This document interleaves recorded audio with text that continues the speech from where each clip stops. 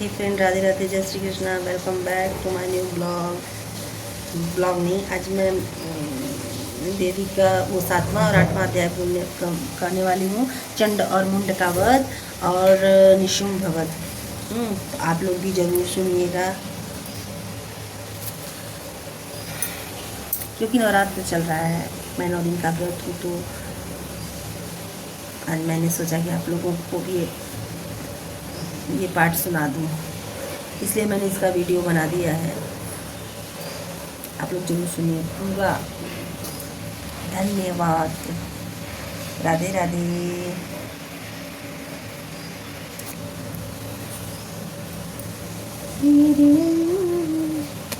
कीर्तनन के तरलो माई हमरो के तारिदा, हमरो के तारिदा। कीर्तनम के तरलो माई हम। आज नवरात्र का 7वां दिन है और आज 7वां अध्याय होगा, चंड मुंड का वध। आप लोग भी आज सुनिए।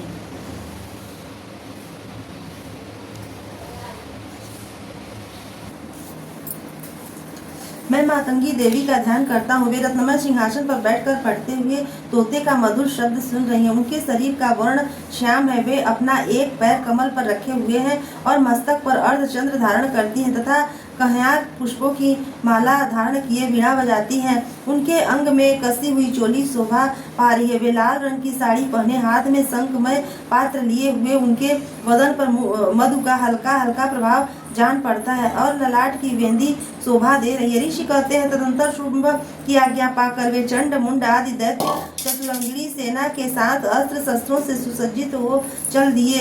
फिर गिरिराज हिमालय के सुवर्णमय ऊंचे शिखर पर पहुंचकर उन्होंने सिंह पर बैठी देवी को देखा। वे मंद मंद मुस्कुरा रही थी। उन्हें देखकर दैत्य लोग तत्परता से पकड़ने का उद्योग करने लगे। किसी ने धनुष तान लिया, किसी ने तलवार संभाल ली और कुछ लोग देवी के पास आकर खड़े हो गए। तब अंबिका ने उन शत्रुओं के प्रति बड़ा क्रोध किया। उस समय क्रोध के कारण उनका मुख काला पड़ गया, ललाट में भौहें टेढ़ी हो गई और वहां से तुरंत विकराल मुखी काली प्रकट हुई, जो तलवार और पास लिए हुए थी। वे विचित्र खड्वांग धारण किए और चीते के चर्म की साड़ी पहने नर मुंडों की माला से विभूषित थी। उनके शरीर का मांस सूख गया था, केवल हड्डियों का ढांचा था जिससे वे अत्यंत भयंकर जान पड़ती थी। उनका मुख बहुत विशाल था, जीभ लपलपाने के कारण वे और भी डरावनी प्रतीत होती थी।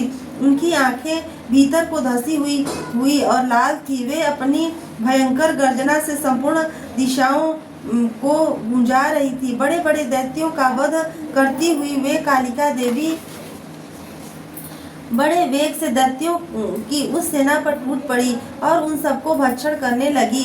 वे पार्श्वरक्षकों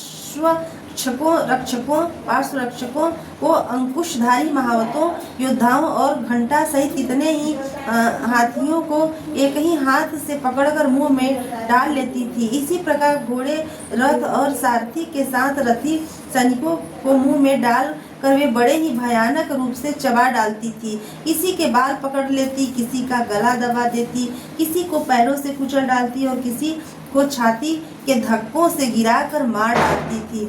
वे असुरों के छोड़े हुए बड़े बड़े अस्त्र शस्त्र मुंह में पकड़ लेती और रोष में भरकर उनको दांतों से पीस डालती थी।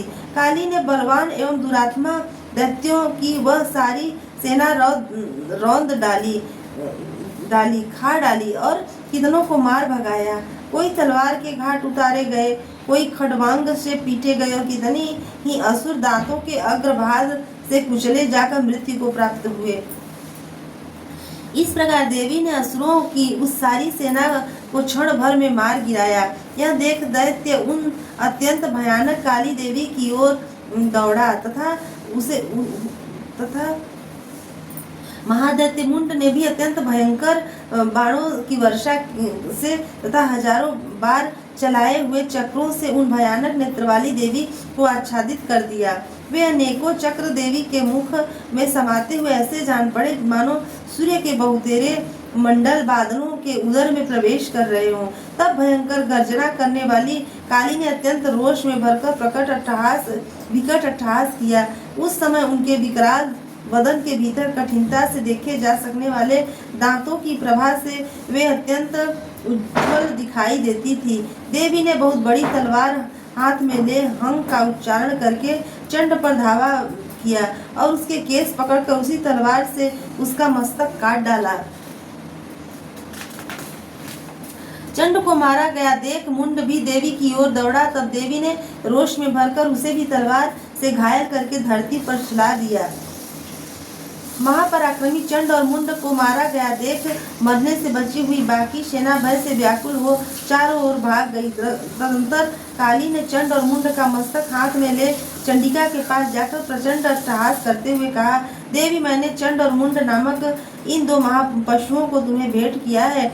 अब युद्ध यज्ञ में तुम निशुंभ और निशुंभ का स्वयं ही वध करना। ऋषि कहते हैं, वहां लाए हुए उन चंडमुंड नामक महादैत्यों को देखकर कल्याणमयी चंडी ने काली से मधुर वाणी में कहा, देवी, तुम चंड और मुंड को लेकर मेरे पास आई हो, इसलिए संसार में चामुंडा के नाम से तुम्हारी ख्याति होगी। इस प्रकार श्री मार्कंडेय पुराण में सावर्णिक मनवंतरी की कथा के अंतर्गत देवी महात्म्य चंड मुंड वध नामक 7वां अध्याय पूरा हुआ। बोलो जगत माता जगदम्बिका की जय। तेरे भक्त जनों पर माता पीर पड़ी है भारी, पीर पड़ी है भारी। दानव दल पर टूट पड़ो माँ करके सिंह सवारी, करके सिंह सवारी। 100 सिंहों से बलशाली, अष्टभुजाओं वाली, दुखियों के वारती। ओ मैया, हम सब उतारे तेरी आरती। अष्टमोध्याय रक्त बीज वध। मैं अणिमा आदि सिद्धिमयी किरणों से आवृत भवानी का ध्यान करता हूँ। उनके शरीर का रंग लाल है, नेत्रों में करुणा लहरा रही है तथा हाथों में पाश, अंकुश, बाण और धनुष शोभा पाते हैं। ऋषि कहते हैं, चंड और मुंड नामक दैत्यों के मारे जाने तथा बहुत सी सेना का संहार हो जाने पर दैत्यों के राजा प्रतापी शुंभ के मन में बड़ा क्रोध हुआ और उसने दैत्यों की संपूर्ण सेना को युद्ध के लिए कूच करने की आज्ञा दी। वह बोला, आज उदयुध नाम के 86 दैत्य सेनापति अपनी सेनाओं के साथ युद्ध के लिए प्रस्थान किया। नाम वाले दैत्यों के 84 सेना नायक अपनी वाहिनी से घिरे हुए यात्रा करें। 50 कोटि वीर्य कुल के और 100 धौम्र कुल के असुर सेनापति मेरी आज्ञा से सेना सहित कूच करें। कालक, दौहृद, मौर्य और काल के असुर भी युद्ध के लिए तैयार हो मेरी आज्ञा से तुरंत प्रस्थान करें। भयानक शासन करने वाला असुर राज शुंभ इस प्रकार आज्ञा दे सहस्रों बड़ी बड़ी सेनाओं के साथ युद्ध के लिए प्रस्थित हुआ। उसकी अत्यंत भयंकर सेना आती देख चंडिका ने अपनी धनुष की टंकार से पृथ्वी और आकाश के बीच का भाग गुंजा दिया। राजन, तदंतर देवी के सिंह ने बड़े जोर जोर से दहाड़ना आरंभ किया। फिर अंबिका ने घंटे के शब्द से उस ध्वनि को भी और बढ़ा दिया। धनुष की टंकार, सिंह की दहाड़ और घंटे की ध्वनि से संपूर्ण दिशाएं गूंज उठी। उस भयंकर शब्द से काली ने अपने विकराल मुख को और भी बढ़ा लिया तथा इस प्रकार वे विजयिनी हुई। उस तुमुल नाद को सुनकर दैत्यों की सेनाओं ने चारों ओर आकर चंडिका देवी, सिंह तथा काली देवी को क्रोध पूर्वक घेर लिया। राजन, इस बीच में असुरों के विषाद तथा देवताओं के अभ्युदय के लिए ब्रह्मा, शिव, कार्तिकेय, विष्णु तथा इंद्र आदि देवों की शक्तियां जो अत्यंत पराक्रम और बल से संपन्न थी, उनके शरीर से निकलकर उन्हीं के रूप में चंडिका देवी के पास गई। जिस देवता का जैसा रूप, जैसी वेशभूषा और जैसा वाहन है, ठीक वैसे ही साधनों से संपन्न हो उसकी शक्ति असुरों से युद्ध करने के लिए आई। सबसे पहले हंस युक्त विमान पर बैठी हुई अक्षसूत्र और कमंडल से सुशोभित ब्रह्मा जी की शक्ति उपस्थित हुई, जिसे ब्रह्माणी कहते हैं। महादेव जी की शक्ति वृषभ पर आरूढ़ हो, हाथों में श्रेष्ठ त्रिशूल धारण किए, महानाग का कंकड़ पहने, मस्तक में चंद्र रेखा से विभूषित हो वहां आ पहुंची। कार्तिकेय जी की शक्ति रूपा जगदम्बिका का उन्हीं का रूप धारण किए श्रेष्ठ मयूर पर आरूढ़ हो, हाथ में शक्ति लिए दैत्यों से युद्ध करने के लिए आई। इस प्रकार भगवान विष्णु की शक्ति गरुड़ पर विराजमान हो, शंख चक्र गदा सारंग धनुष और तथा खड्ग हाथ में धारण लिए वहां आई। अनुपम यज्ञावराह का रूप धारण करने वाली श्री हरि जी की जो शक्ति है वह भी वाराह धारण करके वहां उपस्थित हुई। नारसिंही शक्ति भी नृसिंह के समान शरीर धारण करके वहां आई। उसकी गर्दन के बालों के झटके से आकाश के तारे बिखरे पड़ते थे। इस प्रकार इंद्र की शक्ति वज्र हाथ में लिए गजराज एरावत पर बैठ कर आई। उसके भी सहस्त्र नेत्र थे। इंद्र का जैसा रूप है वैसा ही उसका भी था। तदनंतर उन देव देवताओं से घिरे हुए महादेव जी ने चंडिका से कहा, मेरी प्रसन्नता के लिए तुम शीघ्र ही इन असुरों का संहार करो। तब देवी के शरीर से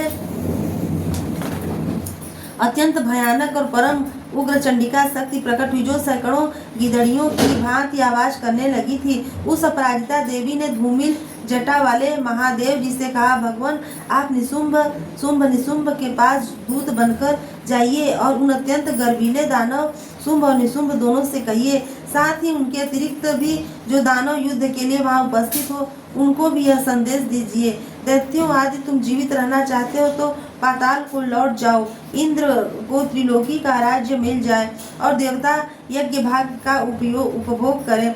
यदि बल के घमंड में आकर तुम युद्ध की अभिलाषा रखते हो तो जाओ, मेरी सिवाएं तुम्हारे कच्चे मांस से तृप्त हो चुकी। उस देवी ने भगवान शिव को दूत के कार्य में नियुक्त किया था, इसलिए वह शिवदूती के नाम से संसार में विख्यात हुई। वे महादैत्य भी भगवान शिव के मुंह से देवी के वचन सुनकर क्रोध में भर गए और जहाँ कात्यायनी विराजमान थी उस ओर बढ़े। तदनंतर वे दैत्य अमर्ष में भरकर पहले ही देवी के ऊपर बाण शक्ति और वृष्टि आदि असुरों की वृष्टि करने लगे। तब देवी ने भी खेल खेल में ही धनुष की टंकार की और उससे छोड़े हुए बड़े बड़े बाणों द्वारा दैत्यों के चलाए हुए बाण शूल शक्ति और फरसों को काट डाला। फिर काली उनके आगे होकर शत्रुओं को शूल के प्रहार से विदीर्ण करने लगी और खड़वांग से उनका कछुआ निकालती हुई रणभूमि में विचरने लगी। ब्रह्माणी जिस ओर दौड़ती उसी ओर अपने कमंडल का जल छिड़क कर शत्रुओं के ओज और पराक्रम को नष्ट कर देती थी। माहेश्वरी ने त्रिशूल से तथा वैष्णवी ने चक्र से और अत्यंत क्रोध में भरी हुई कुमार कार्तिकेय की शक्ति से दैत्यों का संहार आरंभ किया। इंद्र शक्ति के वज्र प्रहार से विदीर्ण हो सैकड़ों दैत्य दानव रक्त की धारा बहाते हुए पृथ्वी पर सो गए। वाराही शक्ति ने कितनों को अपनी थुथुन की मार से नष्ट किया, दाढ़ों के अग्रभाग से कितनों की छाती छेद डाली तथा कितने ही दैत्य उसके चक्र की चोट से विदीर्ण हो गिर पड़े। नारसिंही भी दूसरे महादैत्यों को अपने नखों से विदीर्ण करके खाती और सिंहनाद से दिशाओं और एवं आकाश को गुंजाती हुई युद्ध क्षेत्र में विचरने लगी। कितने ही असुर देवदूती के प्रचंड अट्टहास से अत्यंत भयभीत हो पृथ्वी पर गिर पड़े और गिरने पर उन्हें शिवदूती ने उस समय अपना ग्रास बना लिया। इस प्रकार क्रोध में भरे हुए मातृगणों को नाना प्रकार के उपायों से बड़े बड़े असुरों का मर्दन करते देख दैत्य सैनिक भाग खड़े हुए। मातृगणों से पीड़ित दैत्यों को युद्ध से भागते देख रक्तबीज नामक महादैत्य क्रोध में भरकर युद्ध करने के लिए आया। उसके शरीर से जब रक्त की बूंद पृथ्वी पर गिरती तब उसी के समान शक्तिशाली एक दूसरा महादैत्य पृथ्वी पर पैदा हो जाता।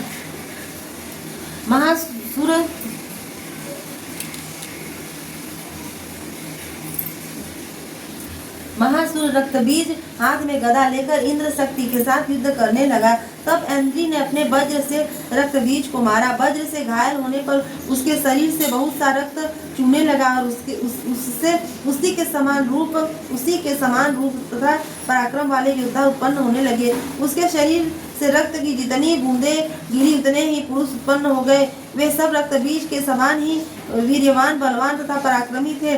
वे रक्त से उत्पन्न होने वाले पुरुष भी अत्यंत भयंकर अस्त्र शस्त्रों का प्रहार करते हुए वहां मातृगणों के साथ घोर युद्ध करने लगे। पुनः वज्र के प्रहार से जब उसका मस्तक घायल हुआ तब रक्त बहने लगा और उससे हजारों पुरुष उत्पन्न हो गए। वैष्णवी ने युद्ध में रक्तबीज पर चक्र का प्रहार किया तथा इंद्री ने उस दैत्य सेनापति को गदा से चोट पहुंचाई।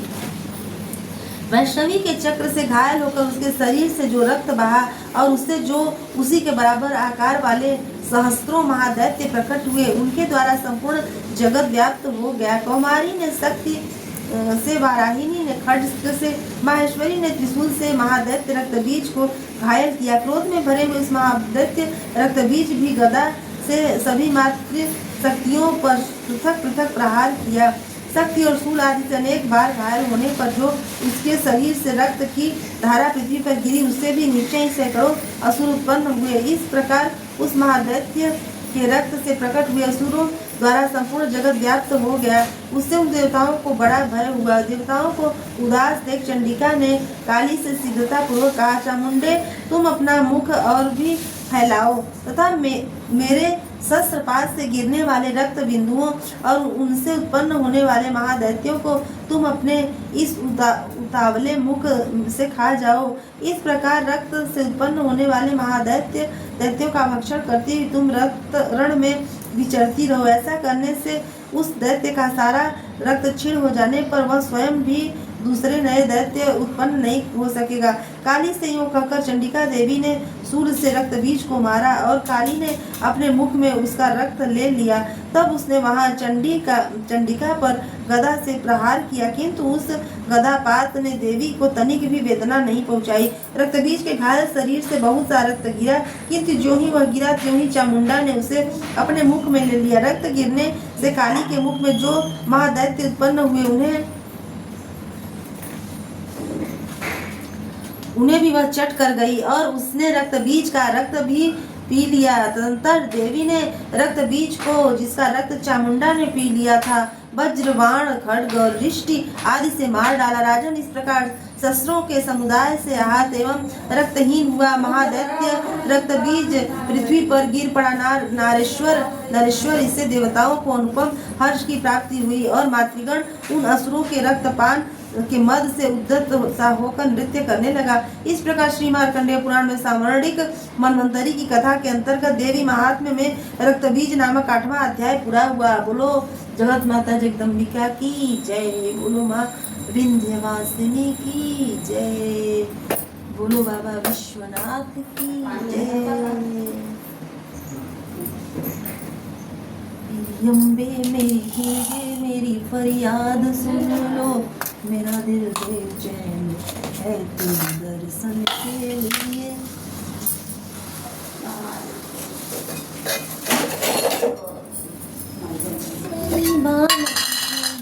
आए मागार से मांगे विद्या दे भर के लिए।